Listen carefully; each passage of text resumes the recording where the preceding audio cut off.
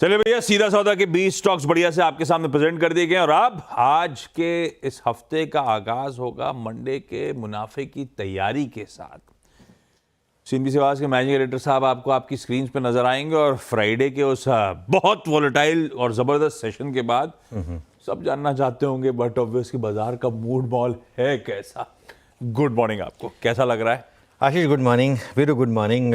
देखिए उसके बारे में बात करूंगा लेकिन उससे पहले अब हम लाइफ के उस एज में आ गए हैं जहां पर हमारे चाइल्डहुड हीरोज़ एक एक करके मतलब अलविदा कह रहे हैं इस दुनिया से। एंड आई थिंक ये मैं शायद सबके लिए कह रहा हूँ, मतलब हमारी इस पूरी जनरेशन के लिए, कि वो ये हमारे चाइल्डहुड का एक पार्ट कल रात को हमसे छिन गया। उस्ताद जाकिर हुसैन जो मतलब वो वाह ताज बोलिए, वाह हुजूर वाह ताज बोलिए, वो जो लाइन थी वो एक आइकॉनिक थी। आई थिंक इतना उसने उस ब्रांड को एस्टेब्लिश किया। और मतलब कल काफ़ी असमंजस था फ्रैंकली स्पीकिंग, न्यूज़ डालें या नहीं डालें, क्योंकि काफ़ी वो थोड़ा सा इनसेंसिटिव भी हो जाता है जब तक फैमिली कंफर्म ना करे। लेकिन उसके बाद फिर लेट नाइट कंफर्मेशन भी आया। लेकिन बहुत बहुत दुखद, और जैसे मैं कह रहा हूँ कि एक हमारे चाइल्डहुड के एक हीरो की पासिंग अवे, तो ये मैं आई एम श्योर वीरू के लिए भी कहूँगा मैं, और आई थिंक आशीष आपके लिए भी, सबके लिए, हम सब के लिए एक बड़ा आइकॉन का पासिंग अवे। चलिए खैर, अब मार्केट पर आते हैं आशीष। और मैं एक लाइन फ्राइडे को भी ली थी, वीरू थे नहीं फ्राइडे को, ऑब्वियसली छुट्टी पे थे। अच्छा वीरू, थोड़ा डिटेल में आपसे छुट्टी की भी बात करूंगा मैं थोड़ी देर में, लेकिन पहले ज़रा मार्केट की बात करते हैं। और फ्राइडे को हुआ क्या? हाँ, देखिए इसमें कोई डाउट नहीं, मेरे मन में कोई डाउट नहीं कि फ्राइडे को जो हुआ वो एक बड़ा खेल था फिर से। और जिस तरीके का चार्ट है मार्केट में, आप देखिए, अब बहुत लोग कह रहे हैं कि शायद हम लोग को पता नहीं मार्केट ऐसे ही होता है, वरना हम लोग क्यों नहीं ट्रेडर बन जाते। अगर मैं ट्रेडिंग कर सकता तो मैं भी कर लेता, लेकिन मुझे पता है ना इस तरीके की जो मार्केट है उसमें नहीं हो सकता, तो इसके लिए मैं एज अ कमेंटेटर ही ठीक हूँ। लेकिन इसका मतलब ये नहीं ना कि एज अ कमेंटेटर मैं समझता नहीं हूँ कि क्या गेम हो रहा है मार्केट में। फ्राइडे को क्या हुआ, निफ्टी एक समय पे 400 पॉइंट नीचे था। वो चार्ट रख दीजिए एक बार वापस, कोई लॉजिक नहीं था, कोई रीज़न नहीं था, 400 पॉइंट नीचे था निफ्टी। लेकिन कहीं कोई ग्लोबल क्यूज़ ख़राब नहीं थे, कहीं कोई मार्केट में एक्सीडेंट नहीं था, कहीं कोई कुछ नहीं था। और वो हुआ क्या कि वो 400 अंक नीचे वाला निफ्टी फाइनली 200 अंक ऊपर जाकर बंद हुआ। मतलब इंट्राडे में 600 पॉइंट की रिकवरी हुई इंट्राडे में।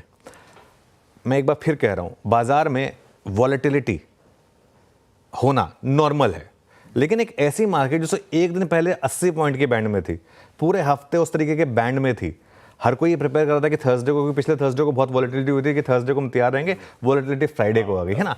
तो ये, लेकिन वॉलेटिलिटी इन इटसेल्फ गलत नहीं है, और वॉलेटिलिटी का फ़ायदा उठाना, और अगर आपने ढंग से ट्रेड किया फ्राइडे को, कुछ लोगों ने बड़ा पैसा भी बनाया होगा, भले ही शुरू में लॉस किया होगा लेकिन उसके बाद बड़ा पैसा भी बनाया होगा।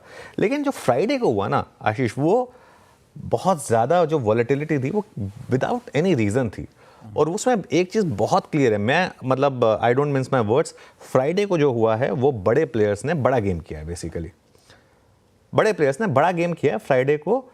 सारे लॉजिकल स्टॉप लॉस काट कर निफ्टी घूमा। हम चाहे अब इस मार्केट में क्या आप लेवल बेस्ड ट्रेडिंग कर लेंगे, और किसको आप क्या कह देंगे? अच्छा, आप रिटेल को कहते हैं कि संभल कर ट्रेड करिए, संभल कर ट्रेड करिए। बेचारा फ्राइडे को कितना भी संभल ले, क्या ट्रेड कर लेगा वो? नहीं कर पाएगा वो। और अगर आप बड़े प्लेयर्स के साथ हैं ना, तो आप इसको डिफेंड करेंगे और कहेंगे कि बहुत अच्छी चीज़ हुई, फ्राइडे को रिकवरी आ गई। आपको उसको डिफेंड करना, आप डिफेंड करिए, मैं नहीं डिफेंड कर सकता, क्योंकि मैं रिटेल के हिसाब से सोचता हूँ। और अगर आप रिटेल के हिसाब से सोचेंगे तो फ्राइडे को गड़बड़ हुई है। गड़बड़ मतलब इन द सेंस कि बहुत बड़ा गेम हुआ है फ्राइडे को। अच्छा, फ्राइडे के ना FIS के आंकड़े देखिए आप। फ्राइडे को कैश मार्केट में 2335 करोड़ की बाइंग। अच्छा, इसका भी कोई टेक्सचर नहीं रह गया। एक दिन बाइंग आ जाती है, एक दिन उससे पहले वाले दिन 5000 करोड़ की सेलिंग आ गई थी, आपको याद होगा। कभी बीच बीच में 1200 करोड़ 1300 करोड़ जाता है। तो ये क्या चल रहा है भाई? कोई टेक्सचर नहीं, कुछ नहीं। और स्टॉक फ्यूचर्स का आंकड़ा देखिए FIS का आप, स्टॉक फ्यूचर में 7750 करोड़ की बाइंग। अब इसमें अच्छा 400 पॉइंट निफ्टी ना आशीष इंट्राडे में गिरना, और 600 पॉइंट निफ्टी का इंट्राडे में बढ़ना, अनलेस आपके पास बहुत ज़्यादा डीप पॉकेट्स हो, we are talking about billions of dollars, thousands of crore, उससे कम में हमारी मार्केट नहीं घूम सकती। हमारी मार्केट कोई छोटी मार्केट नहीं है, हमारी मार्केट कोई श्रीलंका या पाकिस्तान मार्केट नहीं है। हमारी मार्केट आज की डेट में डेवलप मार्केट को टक्कर देती है इन टर्म्स ऑफ सिस्टम्स। तो इस मार्केट को इस तरीके से घुमाना, 400 पॉइंट नीचे फिर 600 पॉइंट ऊपर, बहुत पैसा चाहिए उसके लिए, बहुत ज़्यादा डॉलर्स चाहिए रादर उसके लिए। तो और अच्छा, अब एक चीज़ मैं आपको, इंट्राडे में रिलायंस, ITC, HDFC बैंक और ICICI बैंक, अब ये 4 चार्ट्स देखिए आप। अब मैं ये 4 चार्ट्स दिखाता हूँ। पहले शुरुआत करिए रिलायंस के साथ, जो सबसे बड़ा मार्केट कैप वाला स्टॉक है, उसका चार्ट देखिए फ्राइडे को। ये सारे चार्ट आपको निफ्टी के चार्ट से एग्जैक्ट मिरर करते हुए दिखाई देंगे। ये रिलायंस का चार्ट है, वही चार्ट हमने निफ्टी का देखा था। ITC का चार्ट लेकर आइए फ्राइडे का।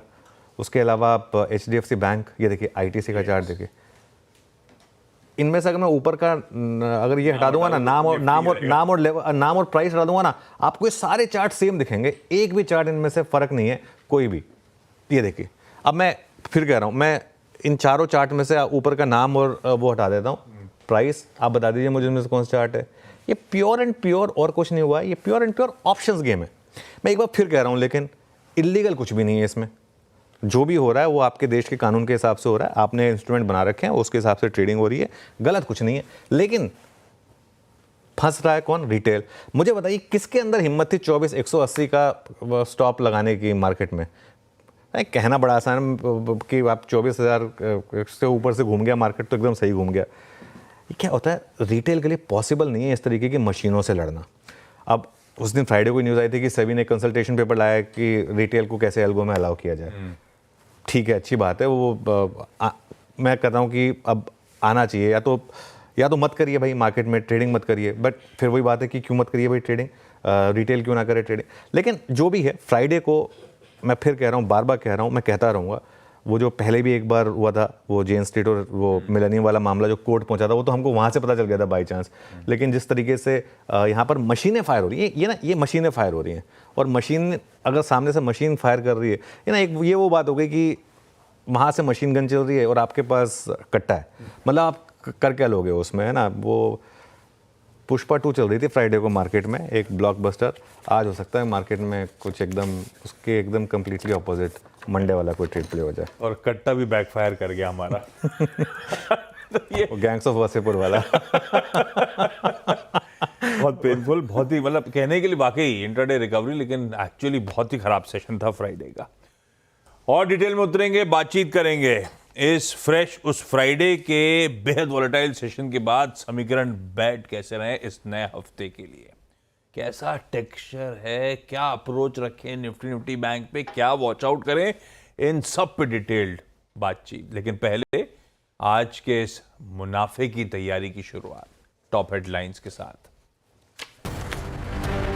इंडिया की मार्केट न्यूज का हेडक्वार्टर, सटीक एनालिसिस, मार्केट का हर insight, biggest market voices, global indicators, best stock picks, ये है मुनाफे की तैयारी। CNBC आवाज मोतीलाल ओसवाल स्टूडियो, मुंबई से लाइव।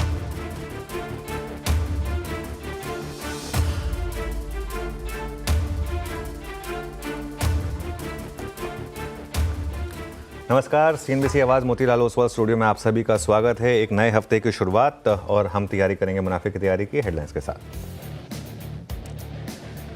भारतीय बाजारों के लिए आज मिले जुले संकेत, FIS की कैश और F&O में बड़ी खरीदारी, एशियाई बाजारों में मिक्स कामकाज। शुक्रवार को फ्लैट रहे थे अमेरिकी बाजार, लेकिन क्रूड 2% उछलकर $74 के निकला पार। गिफ्ट निफ्टी करीब 50 पॉइंट नीचे।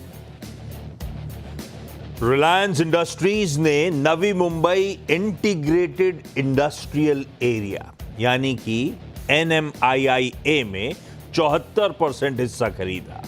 1628 करोड़ रुपए में हुई डील। सिडको के पास रहेगी बाकी 26% हिस्सेदारी।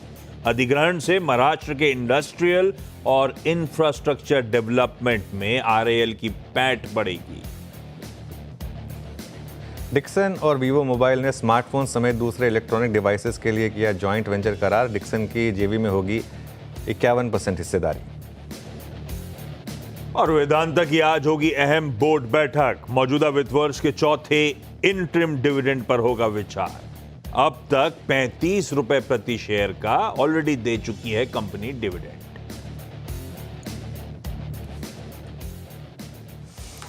ओके चलिए फिर थोड़ा दिन ऐसा है कि हेडलाइन भी ढूंढनी पड़ रही है, थोड़ी कम है ना, तो लेकिन खैर एनीवे